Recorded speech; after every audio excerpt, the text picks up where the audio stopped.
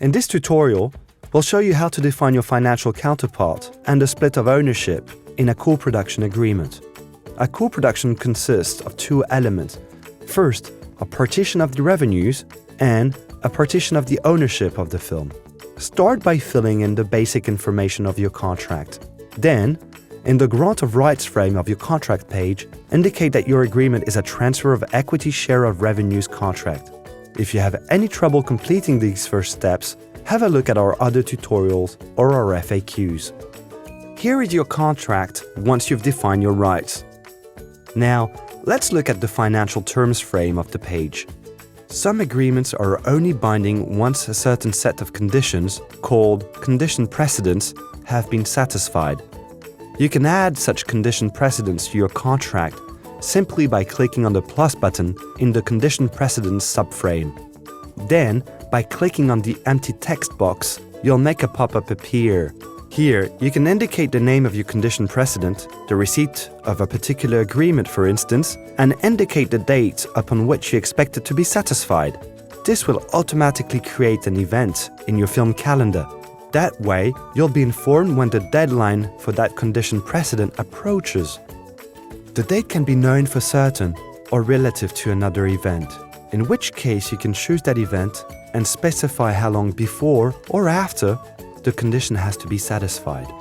Click on Save and the condition will appear in the list.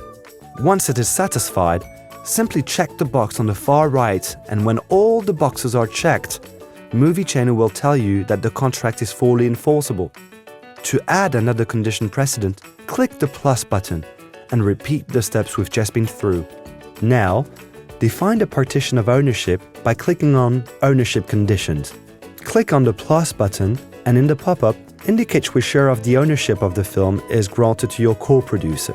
In the case of multiple co-producers, a share of one of the co-producers can be also defined in reference to the share of another co-producers. Finally, let's move to the financial part of the deal. In the financial terms frame, click on Split of Revenues. Movie Chainer processes the information you filled in the grant of rights frame and breaks it down territory by territory and media by media. Click on the territory and media for which you want to define the financial terms. On the right-hand side, you can see the different revenue bases for the film, from gross receipts to net profits. If you've already allocated a share of the revenues to the other parties of your contract, that share of revenue will appear as a block of color. On the left-hand side, in the gray area surrounded by the dotted line, you can see the revenues that have to be allocated to your co-producer, the equity share of revenues. To define this element, simply drag and drop the box on the adequate revenue basis.